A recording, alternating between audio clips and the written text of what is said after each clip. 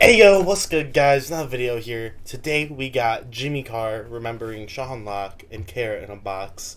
I'm gonna be honest with you, this is like the kind of video I'd watch by myself, but I figured some of you guys might enjoy this video, so let's watch it together, my friends. Let's get it. We're talking about loss. Should we talk about Sean?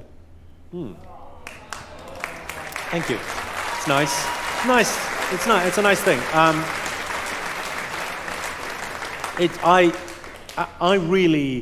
It really reminded me of when my mother died. And I suppose there's a part of Sean that's kind of was a father figure.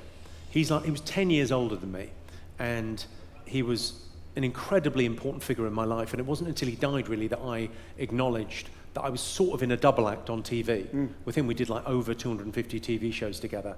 And Really? I don't think anyone really made. Wait, does he must mean episodes, because there ain't no way they did 250 TV shows, and I only know about one TV show that they're in together.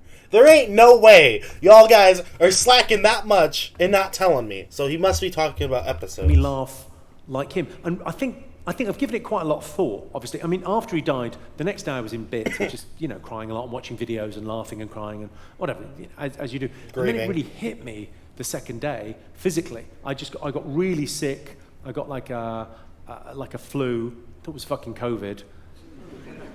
And then I lost my voice. It was like my voice was really croaky. And I went to see this physio guy called Fabby, my physio guy. And I said, I've lost my voice. And he said, what's going on? And I said, I'm recently bereaved. He went, oh, right, yeah. That happens a lot. Yeah. You lose your voice because you've got nothing to say. Oh, man.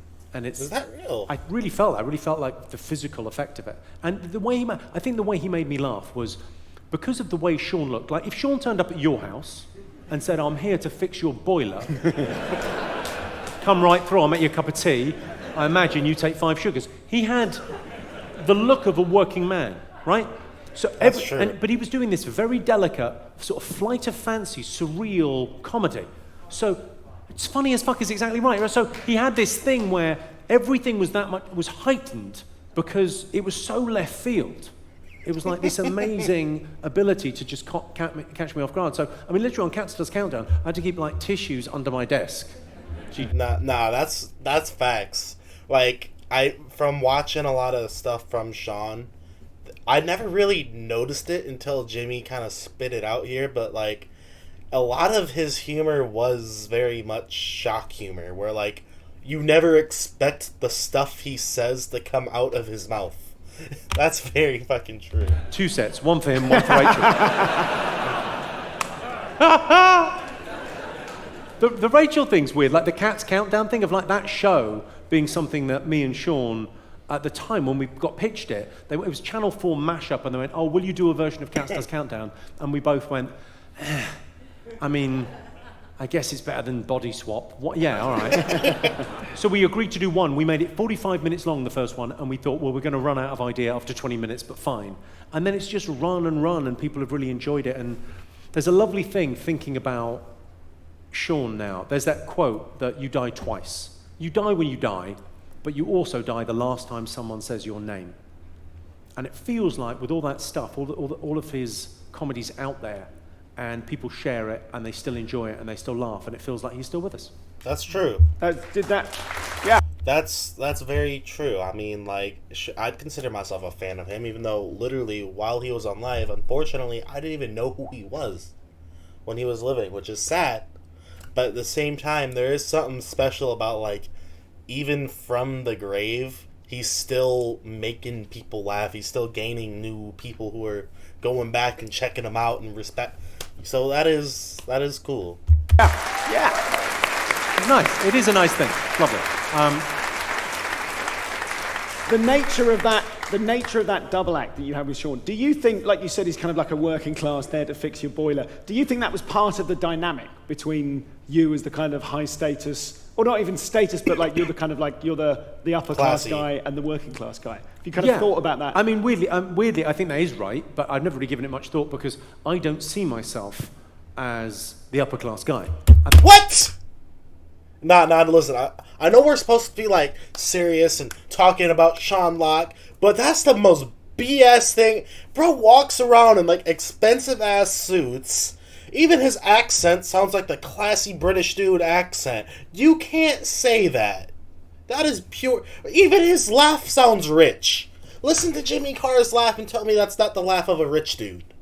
Bullshit. I think I'm quite well spoken, and I certainly went to a very good university and all that stuff. But I was born, raised in Slough, and I don't know where that is. Irish immigrant parents. I really felt Irish growing up, and I don't Really? sort of present myself as Irish because I'm, what they refer to as a plastic paddy. Have we got proper Irish people in? Yeah. So I'm like a plastic paddy. Got the Irish passport, Irish parents, first generation immigrant in the UK. So I speak and present myself in this way. But just shows what you can do when you apply yourselves.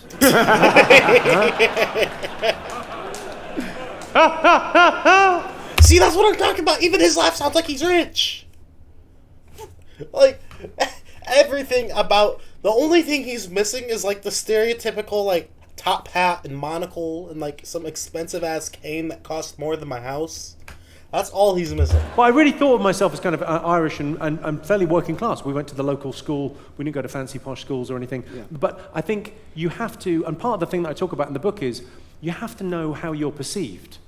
Yeah. Knowing who you are it's all about knowing how you are in yourself and also how you're perceived. So I see myself as an Irish immigrant, a working class guy, but the world sees me as a posh Cambridge graduate, and it's important to fucking know that and to work with it. Because that's part of your edge, isn't it? When you talk in the book about leaning into your edge. Knowing who you are, knowing what you're good at, I think it's an incredibly important thing that we don't spend enough time on. Before we move on from...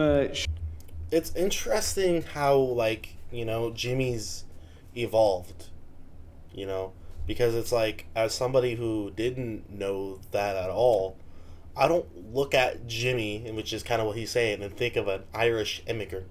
I look at Jimmy and think, this dude looks like he's come from money, just in the way he's dressed, like his mannerisms, like, he doesn't give me the mannerisms of, like, a working class guy. It's interesting to me. Honestly, it's interesting how people involve. Like, I'd love to see what was Jimmy like before the fame. I wonder if he was more, standard working class. I get maybe not, because he went and graduated from the big school and all that. But I don't know. Sean, can you tell us? Can you give us a little bit of the inside story of Carrot in a Box? Sure.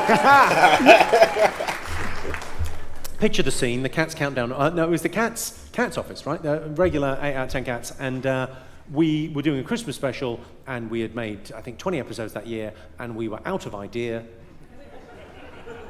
And someone said, we've got this idea for a game show. They thought it was going to be an ITV game show called Carrot in a Box. They were like, clearly on something. And they went, well, we could play that. It's Christmas, why don't we play games? And they pitched it to me and John Richardson and Sean Locke, and me and John went, I don't really think there's anything in it. And Sean went, we should do that.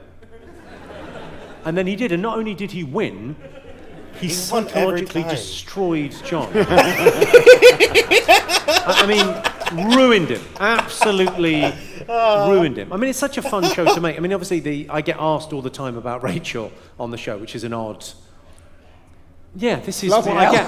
I'll be in a hotel or a bar, whatever, late at night. Guys won't even say hello to me. They'll just come up to me and go, "Have you fucked Rachel Riley?" You go, dude. Yeah. But you've got to promise not to tell her. She just thinks she gets sleepy when she drinks. That's a joke, obviously. But I'm not saying I wouldn't. Okay, I take back what I said. He does somewhat not have the upper class humor. Because I don't think most upper class, like real upper class people, be joking like that. I'll give him that. I mean, obviously it's never going to happen, is it? Rachel's in a happy marriage. I'm also in a relationship. It's never going to happen, but if it did, I would ride that like a stolen bike. I don't want to be crude because there's younger people in, but what I'm saying is I would crawl over broken glass to suck the cock of the last man that fucked her. No, but all I'm saying is Please. Oh, She's a very intelligent woman, God. and she's beautiful, and she's fun. She's got a great sense of humour. So what I'm saying is, I would fuck her until the neighbours complained about the smell. Oh my fucking God. Just trying to be honest here. She's so fit, I'd fuck her dad. Here's the thing with that. My favourite thing about those jokes or whatever, the thing with Rachel is we're legit really good friends. So whenever I write a joke about her or do a joke about her on stage, I always call her and go, all right, Rach, how's Pasha? How's the kids? All right, yeah. And I've just written a joke about you. Go on. Well, it's about how I'd fuck your dad. I'm kind of glad. She's I'm kind so of cool. relieved to know that she's on board with it. Oh, she's totally cool. You know, actually, so Susie Dent's great on the show as well. I mean, Christ, she can take a joke. And a dick. No. That came out of just being, when you're in a writing room and you're doing a show like that and we're writing jokes about Rachel and Susie every week, we just ran out of ideas. And one day in the writing room, I just went, what if Susie's a slag? And the notion of her, this nicest woman in the world, we went, what if she's just a cock goblin slut? and we just fell about laughing at the idea. Clearly not the case. And she's gone, yeah, fine. She's made Dictionary Corner her own. See, I think that's just a part of getting into that scene. Like, you can't get into the scene as whoever you are and not expect to be, made fun of or roasted or joked about. Like, it's just part of how it goes. Because now it vibrates. Hi, I'm Jimmy Carr. What a show. See, it's funny because I thought this was gonna be like, a sad, talking about genuine moments where like the beginning it was. Then out of nowhere, it turned into like one of the funniest things I've heard in such a long fucking time. Yo, I loved this video, man. To think I almost didn't film me and just watched this by myself is ridiculous. Hey, yo, give me a fat ass like, comment, subscribe, ring the bell.